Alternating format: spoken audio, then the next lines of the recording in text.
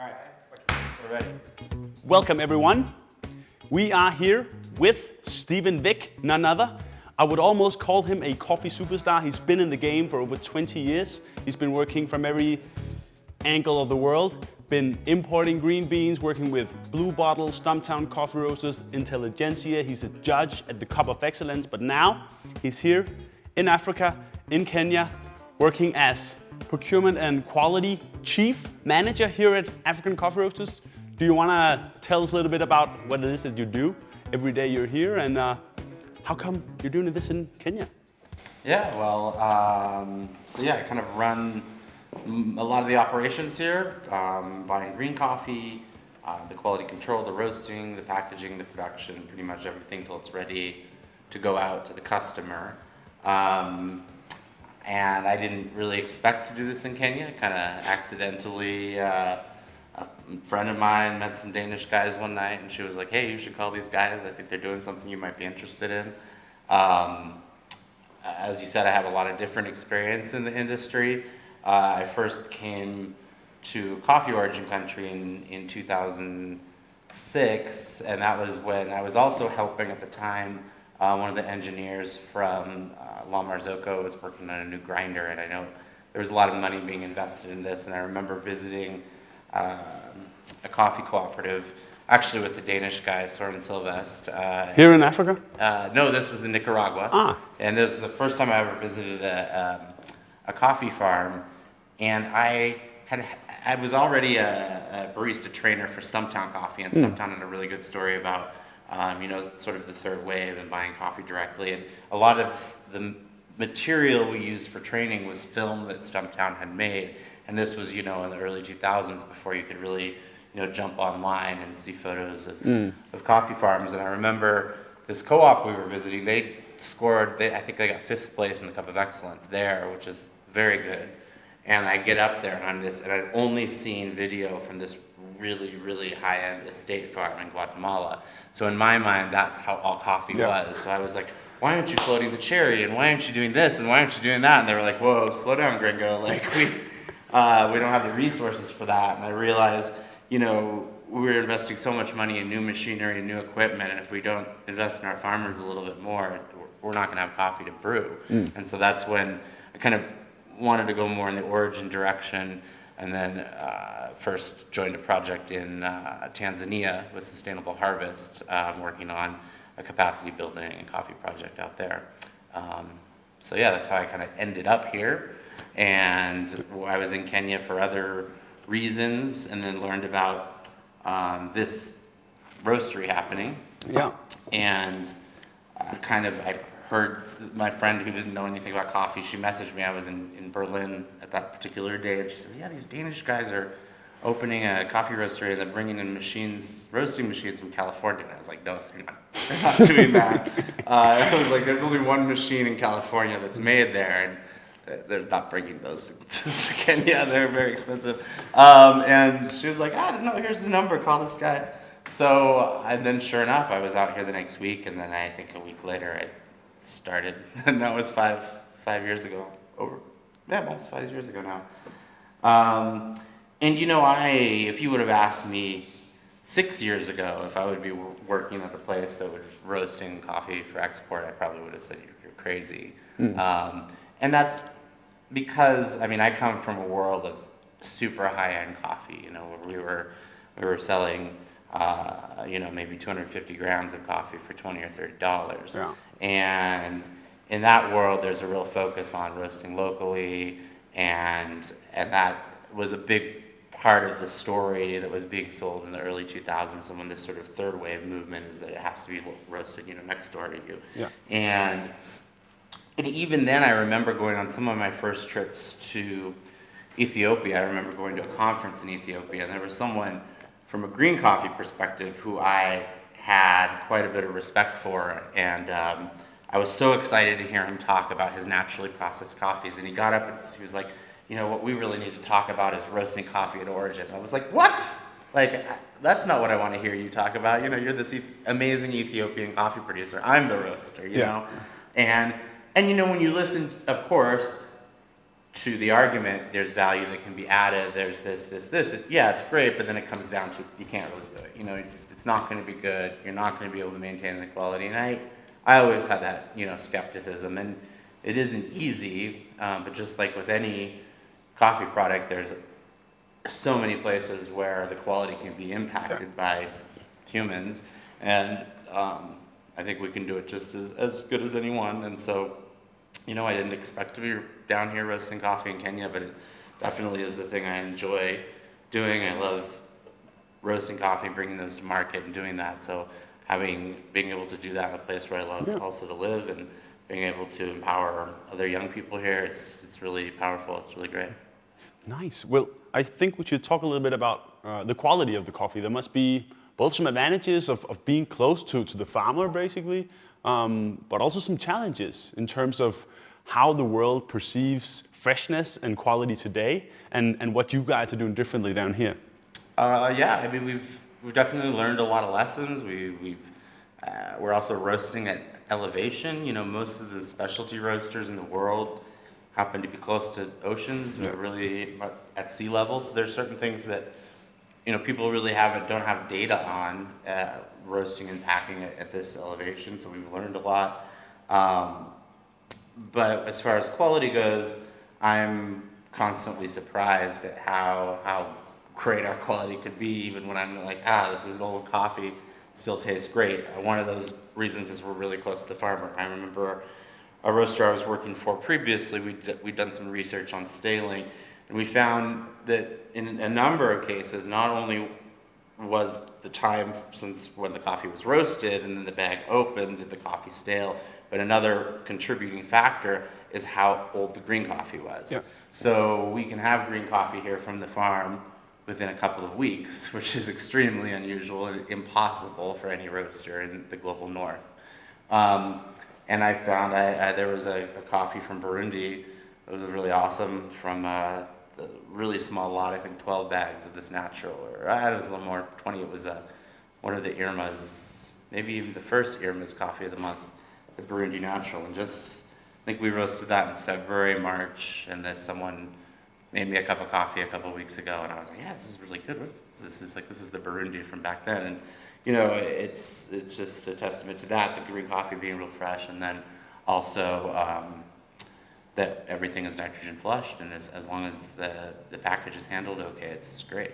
You know. So you're using the knowledge of all the years in the industry, but also treading new waters in terms of quality. And one thing is talking about what you can do here at the roastery, but most of the quality and making of the coffee is done at the farm. Yeah. And you're closer to that than anyone. Yeah, that's absolutely true.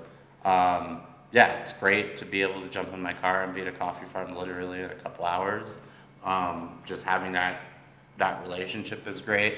Helping build the capacity for farmers and learning, and also us learning things. Like we're working with some newer farmers who don't have as much support because they're a little bit remote out in Kericho, and by working so closely with them, they can send us samples directly that are from their cupping table. Also, that helps us test the quality of the dry mill to make sure that what they're sending to the dry mill is actually what they're getting out. Yeah.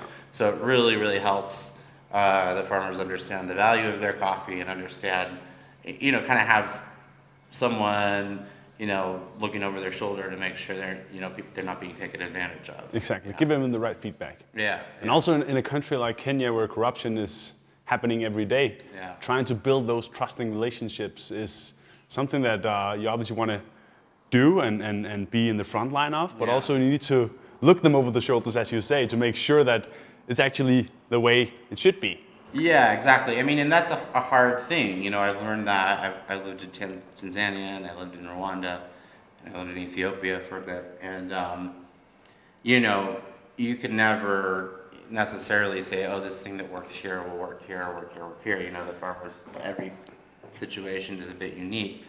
And also, it's really hard to come in as someone who's not from this place and be like, oh, you need to do X, Y, Z, because I think it's the thing you need to do.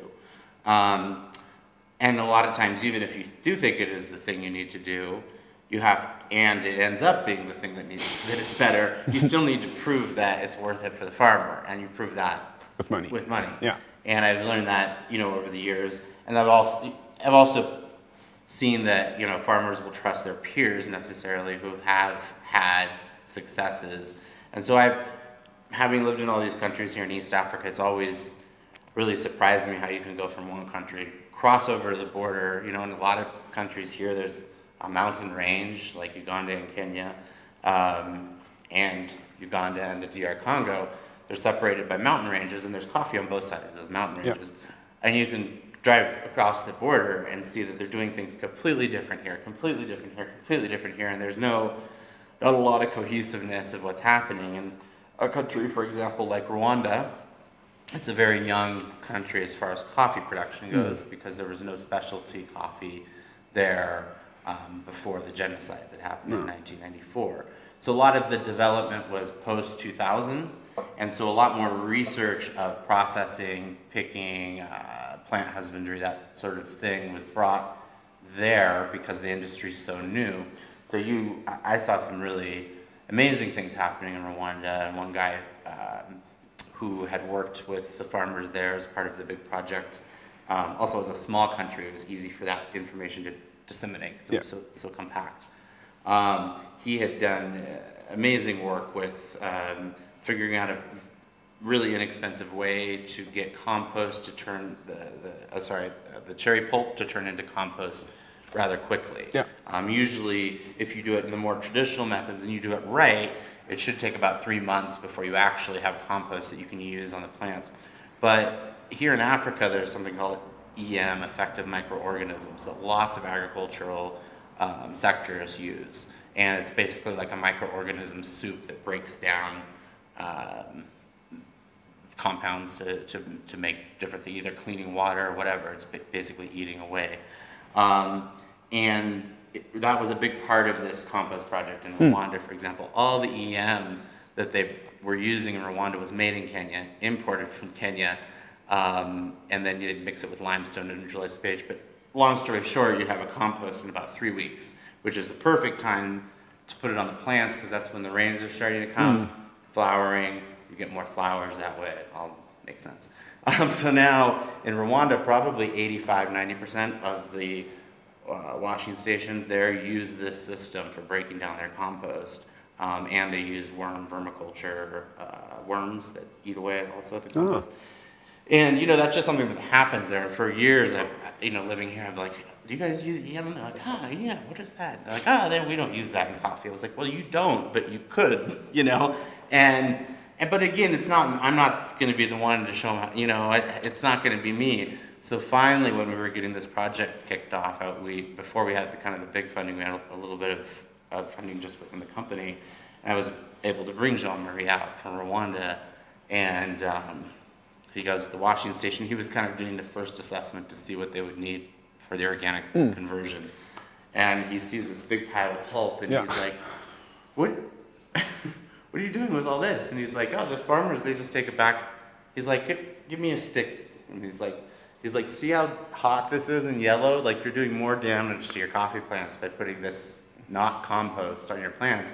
And so then we set up a workshop, we were there literally with folks from the Coffee Research Institute in Kenya, and they were like, we've never seen this in our life. And they were like, where did you get this EM? I was like, I bought it down the road at an agricultural. So, it's just that, countries have their research is a bit old sometimes, and they really haven't evolved. And then each country has researched into their sort of coffee sector and its agronomy practices in different ways, and there hasn't been a lot of collaboration. So I think that's really exciting to be able to collaborate with different farmers and really just put them together.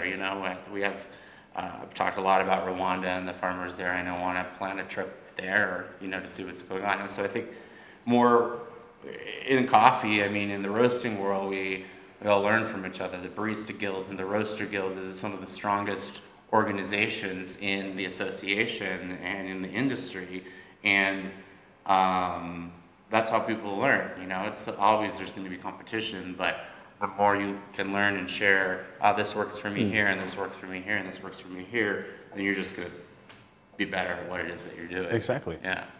It's interesting because visiting the farms in Kericho here in Kenya, I saw those big piles of pulp. They still have them. Yes. Yeah. And remember you telling me this before I went. And what I see as some of the stuff that is unique about African coffee roasters and what you can do down here, because you don't only trade with Kenyan locals, but also with, 9 other African countries. But you being so close to the local farmers here in Kenya, you can go in this Trace Kenya project with Solidaridad and Institute of Coffee Research and be the example of success locally in taking this compost and using it the right way. Because I talked to one of the farmers out there and I said, so if I gave you a big bag of money, what would you use it for? Fertilizer. And I knew there was lying a big bag of fertilizer in his backyard. So this project is obviously just begun. And in the next few years, there'll be one thing, a organic Kenyan coffee, which we don't have today. Yeah. And also the example of what other local farmers can do to up their quality, help themselves by not go out and invest in fertilizer, but actually just using the stuff that they've got. Yeah. Yeah, I hope so. I mean, it's just a matter of changing the mindset, a little bit. But it takes success. It has to be successful for other farmers. I think Tanzania was a great, the first year in Tanzania I worked, these farmers had been washing their coffee at home. There was no washing station, maybe 7,000 farmers. So we put in washing stations, which for most farmers around the world, it's like a no-brainer. It takes all the work out. Yeah. Give me some money. Yeah. But these farmers were like, I don't trust that. No. And then the money that came in was so much more that we had 3 times as much cherry the next year. But it's always, you always have to be careful because nothing is just a success. It's not just going to happen. The more farmers that get involved, the more you have to grow capacity so that they can handle that. But being close really helps. It really helps that, especially during this time when traveling is a little bit more difficult than it had been in the past. I remember working when I was in the States for Blue Bottle and just needing to go down to Guatemala the next week. It's like, the thought of that is, these days isn't quite the same. So, but even here being close, there was one year that there was a kind of tragic thing that happened in Rwanda where a syrup supplier, something had happened and basically a whole bunch of smallholder farmers were left with coffee that had been contracted but then was never paid for. And it was there and it was almost going into the next harvest, and that they had to sell that coffee. And so I learned about that, and I was able to, this was pre-COVID, but I was able to jump on an airplane, go to Rwanda one morning, cup some lots, and say, because we have a little flexibility, and that's the nice thing about being as big as we are and having such a range of products is that, I have some positions for some coffee where I said, hey, I could use an extra container of Rwanda. I wasn't planning on it, but I know it's going to help them out. They need to get rid of this coffee. And I can literally fly to Rwanda for the day, and come back home and be home the night. Exactly. Cool. So visiting one of the farms up in Kericho, I asked one of the farmers, so if I gave you a big bag of money, what will you use it for? Despite the capacity issues and all of this stuff, he said, fertilizer.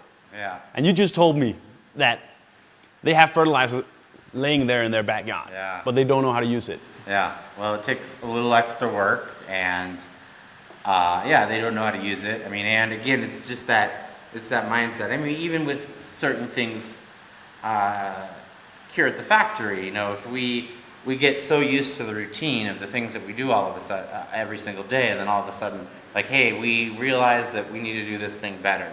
We need to implement this thing now. Sometimes it's hard to implement that thing right away.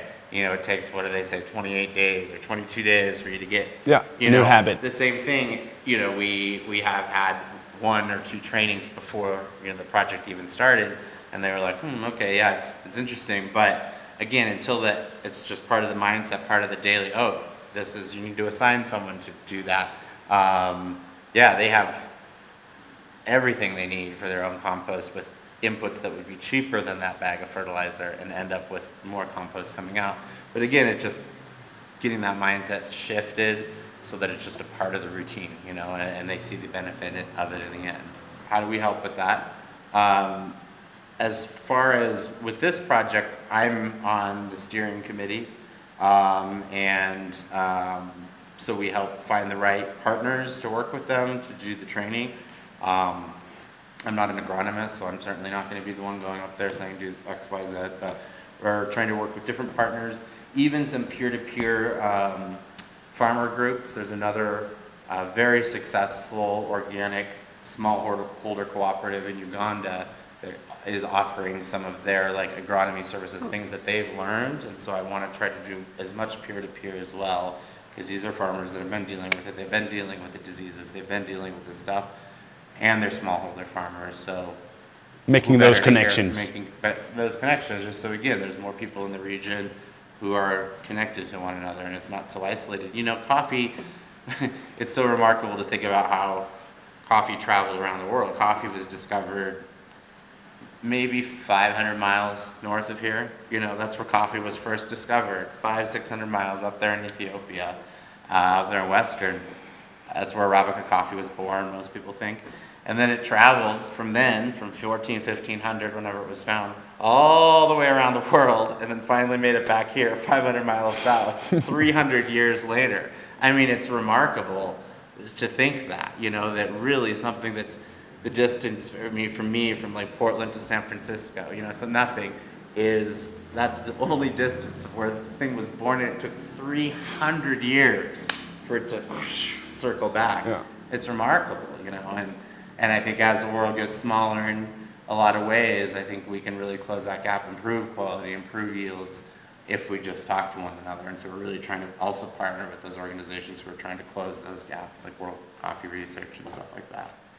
I wanted to talk a little bit about, or some more about quality, because you mentioned working at Blue Bottle, you've sold 250 grams of coffee for a lot of money. Yeah. Now you are now you are working with a company like Co-op, whereas 95% of the average consumer, they buy their coffee in Denmark, in the supermarket, and they are used to a different kind of quality. Yeah. They're used to paying different kind of money. Mm-hmm. My own motivation for coming down here and documenting this is that I want to change it on the bigger scale. Yeah. And that's why I think African Coffee Roasters is such a great company, because if we want to change something, we need the larger population and not just the top 3% that know and enjoy specialty coffee. Yeah. But looking at some of the products that are coming out in the stores in the beginning of 2021, you are both producing some very high quality for the likes of Irma, but also some more daily basic beans that comes in larger bags for Kvickly and Superbrugsen in Denmark. Can you talk a little bit about the different ranges of quality and how you work with that? Mm-hmm. Yeah, I mean, again, it's nice to be able to have a range of qualities to work with, because when we're, for example, usually when you're buying coffee from any origin, you need to bring a container in, and that's about 20 tons of coffee. And so if you have, maybe 20 or 30 bags that you need for something for Irma, you could tag that along with other things. So the logistics make it approachable. And then I think with any sort of brand, even with, for example, Blue Bottle, we had these high-end coffees, but we also had, one way we struggled is that was our only customer base. Yes. For a while. And we had to find ways sort of on the other way, whereas this way we're trying to introduce more high-end products to sort of pull people that way. We were also trying to pull people that way, but in a different way, where we present like ready to brew or ready to drink coffees, mixed with milk and sugar. But I think there was always an attempt to broaden your audience, right? So, I was also surprised when I learned how much some coffees are sold for in Denmark, which is just was a big shock to me from the world I came from. That Yeah. was unheard of. But then I've seen the opportunity. I mean, when we started, for example, I think we were pretty much 50% whole bean and ground, and now I think we're like 75% whole bean. So I think that's a testament to more people grinding coffee at home, or maybe when they first buy it at the supermarket. Yeah. But I think we've seen a shift that way. We've seen a shift to more certified coffee. So I think, I understand that coffee is a little bit more of like a staple, even more than in the United States for people. In Denmark, people drink more per each person, and so there's a lot more of it out there. And I think, just like any coffee farm, no coffee farm produces all amazing coffee. It's always a bit of a curve where you have some really great stuff and some really not so great stuff, and a lot of stuff, here. So yeah, just shifting the curve to higher quality is. And not just going out to the farm and saying, okay, we'll only take this lot Yeah. that is very, very good, because consumers are different. And Yeah. to go out to the supermarkets where the average consumer has usually been drinking something like that's been very dark roasted, very cheap, Yeah. and giving them something that costs 4 times the amount and doesn't taste like anything for them resembling coffee is a big gap. Mm-hmm. And closing that gap, you need to meet them where they are, basically. Yeah, absolutely. I mean, yeah, that is. I can't say it any better. Perfect. You're absolutely right. You're absolutely right. So there's been a craze, especially in Denmark, about freshly roasted coffee, and it has to be fresh almost from the day it comes out of the roaster. Is there any myths you can bust around that, or anything you've learned working down here, roasting locally and obviously not being able to deliver the coffee a week or 2 after roast? Yeah, I mean, that's something that was always a concern of mine about the idea of roasting at origin. I touched on this a little bit, but one thing that research has shown, that not only the time out of the roaster, it can impact the rate by which the coffee stales, but another catalyst can be the age that the green coffee is. And one huge advantage that we have here is the coffee's not sitting on the ocean for several months to get to us. And our own internal logistics and our ability to get coffee on a ship and get a ship booked and get the coffee to Europe, it works pretty well. We roast on luring machines. One thing I learned roasting on those for years is the coffee really isn't great for a couple of weeks. So we generally are roasting the coffee and it's on a ship within a few days. We also nitrogen flush everything. Everything is pulled off the line. Every 500th bag is pulled off the line to check for oxygen, check to make sure the bag is sealed properly. And I'm often surprised at how good a coffee could taste. Someone brewed something that was several months old the other day, and I had no idea. And of course, anything can happen on the journey to the customer's cup, and we just try to eliminate as many of those things as possible. But as long as the package is handled okay and it's opened within the time that it should be open, then there shouldn't be any issues with quality.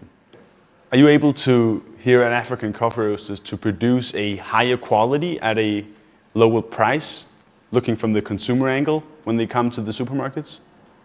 Yeah, I believe that we can, for sure. Obviously, the costs are sort of shifted around. A lot of costs getting it from here to there, but with that being said, by really not putting the coffee on many trucks, it's mostly on a sea vessel. What really lowers the carbon footprint, and again, just being able to bring in fresh coffee. We have a coffee container coming in, I would say once a week or every couple weeks. The green coffee is really, really fresh. It's being roasted, put on a ship, and honestly, if I open a bag of our coffee that's even a couple months old, I usually open it and let it even sit for another day because there's still some gases that are coming off of it. I know we've shipped out fresh crop Kenyan coffee out of here around April, May. It's probably landing in July. It's probably on the store shelves at Co-op in August, September.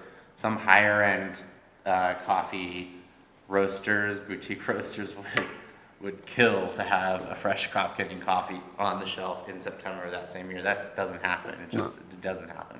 So yeah, we can, and I think I'm often surprised at, like, gosh, these consumers don't know what they have right here, because there's some really, really amazing quality there. And that's why we are here. So just for everyone out there to understand, two factors that are really much contributing to the quality of the beans that you can find on the shelves from African coffee roasters is one thing, the freshness coming out of the farm, but another thing, the short supply chain. Because the short supply chain, that means money will change hands less, and people in that line of supply will be less creative with what they do with those money. And you are able to be here and continue to supervise and make sure that the people that you work with are doing it the right way. Yeah. So just for everyone out there, I want to clarify a little bit or ask you, why isn't Co-op's coffee cheaper than other brands at the same range when your supply chain is so much shorter? Well, I think that we offer a higher quality product for sure. We do everything by hand, whereas, there might be a little bit less costly to do that here because of labor, but anything that you can think of that might be done by a machine in Europe, we hire a person to do here. Being down here, there got to be some advantages around that. And if you make more money, where does that money go? Well, hopefully, and our goal is to the coffee farmers. I mean, when we one day become a successful, very profitable company, I know, I can't speak for Co-op, but I know that they don't want to have a coffee roasting company forever. And I think that the long-term vision of the company is that to find these coffee partners, which we're still discovering, who we're partnering with for years and years, and then somehow having them being involved in the company in some way, in an ownership or leadership role. So giving it back basically to the locals. Yeah, exactly. And I think too, a big part of what we do here is also engaging local companies. We're in this export zone here, which allows us anything that we're importing, as long as we are exporting it back out of Kenya, we don't have to pay duties or taxes. Now, there are some companies who, some would say, take advantage of that. And I think when people hear we're in an EP zone, they're like, you're just bringing everything in from China. And some companies do that here, where their packaging materials, their cardboard, their everything they can. They're also, in some cases, Chinese companies. It all comes in from China, it's packed, it goes out. There's no value addition, not only for the raw materials that they're making there, or our coffee, for example, but also for the cardboard and the plastic manufacturers, all those things. Those are adding a lot more value, not just in the coffee supply chain, but in these allied industries. Another thing about being here is, this is a really interesting time in the developed world, because the developing world, I should say, because in some cases we're skipping things that were missed, in the global north, and kind of making decisions a little bit more quickly. Like here we have a ban on plastics in Kenya. Plastic bags are banned. As a company, any plastic that we use that is not part of the final product package, so if it's a package of coffee, that's fine, but anything else that's used that's plastic, we have to declare every single kilo to the government. And while in doing that, we realized that the way that we pack pallets for Co-op was extremely wasteful. One container of coffee that we would send to Co-op would utilize approximately 4 rolls of plastic like this. And that was the only way that we were told that we could send anything to Co-op. So we developed, with a local company here, a solution that was entirely cardboard, still had the stability, we actually had a lot of doubts from Denmark that it could be done, but now we use a fraction of the plastic that we used before. I know that they've been really happy with it at Co-op, because all of that's just thrown away. It's just waste to sit in a container for 2 weeks, and we've had to, and people here are young and innovative and trying to think of ways to think outside of the box to solve these problems that society is facing. With so many different qualities in coffee, when we talk commodity versus specialty, can you tell everyone out there a little bit about what is the difference? Yeah, well, from a basic perspective, a specialty coffee should be clean, sweet, and free of defect. Generally, a coffee in East Africa, you'll find coffees that are maybe taken to a central processing facility, and this is not a black and white situation. I'm just giving a couple of examples, and a lot of times those coffees are treated with a little bit more care, and they end up being a little bit higher quality. A lot of times coffees that are centrally processed are a little bit more specialty. So again, it really it starts with the farmer. How's the coffee being treated? But then again, we have, like I said, a range of products that we produce here, and farmers produce every quality. So when you, at the end of the day, shake those beans to the stream and you have some bits and pieces, if there's no buyer for that coffee, then they're not gonna get any price for it or anything. So by having a range, we're able to buy also a range from the farmers. There's one farmer group, I even when I told them this grade, I was like, yeah, I can buy that. I use a little bit of that here and there. They were like, thank you. You know, it's not expensive coffee, but it's money where there was no money before. Exactly. And I think that's really great. That was a challenge I had by being sort of a more boutique buyer. Is everywhere I would go, sure, we were able to boast and say, yeah, we bought the top 10 bags from this producer. And they're like, yeah, what about the rest? what about the rest? You know, and I remember even other buyers when I would go and travel to places where I would like want to pay. Sure, I'd be paying an extra 30, 40 cents for the exclusivity on these two washing stations. But then, of course, when I do that, it's a smaller volume and it pulls down the quality for everyone else, you know? So that, you know, there's two sides of the coin, but the more you can buy from the farmers, the more they're going to benefit in the end. Boom. Okay, so just to round everything off here, we could talk for hours. Sure. But what I might need some more coffee though. Yeah. But what I really wanted to do before we finish here is talk a little bit more about how you assess quality. Because in the specialty industry, you have your own scale or your own score, and it's rarely any people sitting at home with their morning coffee figuring out whether it's 84, 89, or whatever. Do you have any pointers for regular, normal human beings drinking coffee at home to learn how to assess quality better, or use this frame of reference to have more fun drinking coffee? Yeah, that's a good one. Put me on the spot.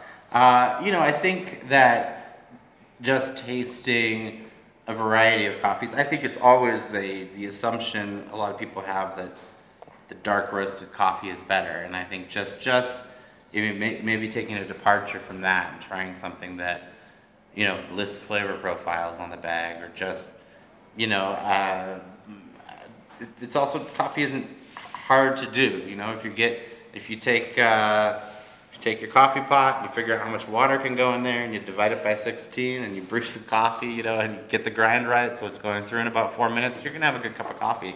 I think also just figure out a way that you like to brew coffee, keep doing it that way, but don't be afraid, because it is easier than I think a lot of people think it is when they go into a coffee shop and see all these scales and all these devices. Just one step at a time, you know? Yeah. And just for people to know what this scale is built up around, it's the perfect coffee can score 100 points. And you have 10 different parameters that can score 10 each.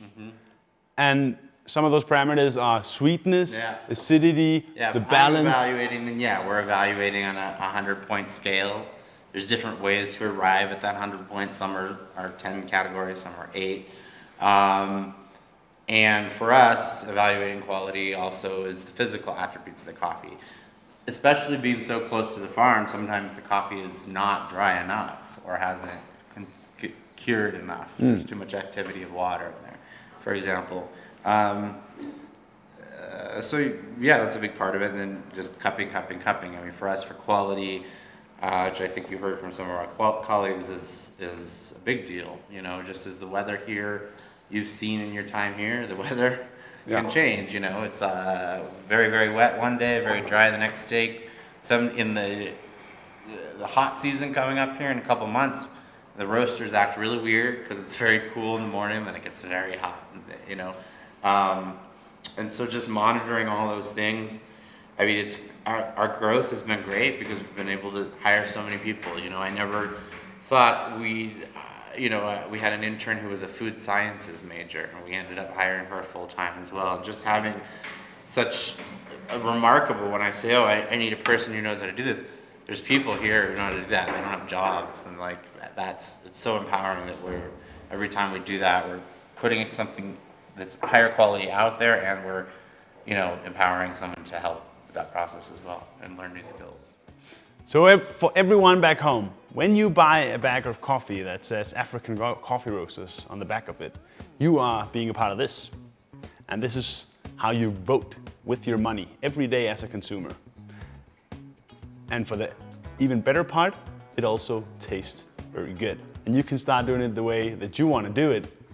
And maybe someday you can come down here, visit Stephen, cup some coffees with him, and then you'll know, as I know now, that coffee is more than just a fix. Thank you so much, Stephen, for joining us. Thank you so much. Man. Thanks for coming down here. Thank you. Awesome. Go do your thing.